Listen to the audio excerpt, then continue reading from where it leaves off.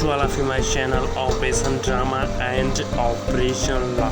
I am your friend Suyam Upadhyay and today we will know about the relation between Anila is present and Rustom movie that came, and if any relation present, then what is the relation. Today we will know about that. So without delaying time, let's know about that. So the Rustom movie that was released is totally based on section 300 exception first, that tells about grave and sudden provocation, and the case that upon which the movie is based is KM Nanavati versus State of Maharashtra, AIR 1963. So that movie is totally based on KM Nanavati versus State of Maharashtra, as I told previously. And here we can know here Nanavati case. So Nanavati case is of course based on section 300 exception first of IPC, and in this particular session we will also know what amounts to grave and sudden creation, what the test of grave and sudden provocation, how we will know like grave and sudden provocation was provoked. So let's know firstly the fact of the case. The fact of the case start with the accused Nanavati. At the time of murder, he was second in commander of Indian naval ship that was present in Mysore, and there had married to his one Sylvia. That lady belongs to England, and from the lady got born 2 sons and 1 daughter. And thereafter Nanavati, since marriage, resided to different places. He resided to different places and finally shifted to Bombay, and where he got introduced with Prem Bhagwan Ahuja, a businessman, in 1956. After finally settling in Bombay, he got introduced with Prem Bhagwan Ahuja, a businessman, and thereafter in the age of the Ahuja was 63-year-old. That is present in third point, and the Ahuja was unmarried, and with the Ahuja the Sylvia, that England girls to whom the Nanavati married, got in relationship with the Ahuja, and that relationship converted in illicit intimacy. That is present in third point.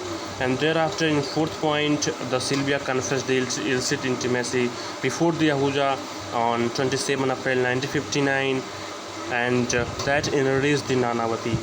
And Nanavati, after got enraged by the news that was told by the wife, taken his son, daughter, and with the wife and all of them, the Nanavati dropped to the cinema, and thereafter he came back to house and taken his revolver from the store and loaded 6 carriers in the revolver, cartridges in the revolver, and directly went to the Ahuja's flat, and where he entered to the Ahuja's bedroom and shot him dead, and thereafter surrendered himself to the police. And after the trial, he was put in charge of section 302, that is of punishment for committing murder. So that was the case of the Nanavati, and the issue that was raised in the case was that what the test of grave and sudden provocation, as I previously told, and under exception first section 300, that the grave and sudden provocation defined, and thereafter whether accused was initialed of that exception that was grave and sudden provocation. And the principle that was told in the case is first principle was that a reasonable man, that kind of accused was whether a reasonable man belonged to the same class of society as accused. After listening the news, like the wife of him who kind of present with illicit intimacy to another person, or after listening such kind of news, that reasonable man would place himself in that situation, and that situation is liable to provoked such kind of standard to lose the control of the man who listened the news. Whether all of this was initial to the accused after listening such type of news got provoked in the same situation as accused was, and that would kind of place the person who listened the news in the same situation. And the second point is that whether words and gesture may also amount to grave and sudden provocation, and the answer also was given in the case, and that was words and gesture may also under certain circumstances cause grave and sudden provocation to the accused so as to bring his act within first exception to section 300.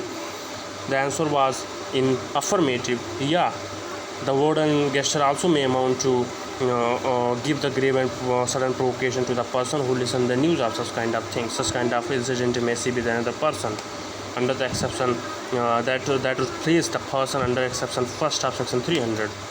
And another point that was raised in the case is that mental background of the previous act of the accused. What are the condition of the mental background of the previous act of the accused? Whether the previous act of the accused would liable to subsequent provocation of the person in the same class of the society. This was also considered in the case. The previous act of the accused also would amount to be seen in this case. And the last and the main point that was raised and also that was decided in this case is the lapse of time. The lapse of time is the main point that it also kind of main important point in many types of cases that after this case Supreme Court decided, and in this case it was held that lapse of time and cooling down the patient from the influence of the case and premeditation and calculation, all of this factor is totally compulsory for deciding the case. And lapse of time because after leaving the son, wife and daughter of the Nanavati to the cinema, and after coming from there and taking the revolver from the store and loading it and again back to the flat of the businessman that was Prem Bhagwan Ahuja, and thereafter shooting him dead in the bedroom would amount a lot of time pass, and in that time he would have considered himself like what he was doing and what he was not doing. I mean totally cool down the person in that time sufficient to cool down in this particular case. And in such a long time certainly would give the premeditation and also would give the calculation how to kill, how to shoot, and premeditation what would be the plan of shooting, all of this considered in this case. And the last point is that in the case currently losing self-control but regaining afterward, just like I told in previous point, like 4 point lapse of time and losing self-control, like the lapse of time would give the self-control whether or not, or regaining the self-control again. So after considering all of this point, the Supreme Court came to the conclusion that the Nanavati would not amount to come under the exception 300 first. He would go to section 302 that is of punishment for murder.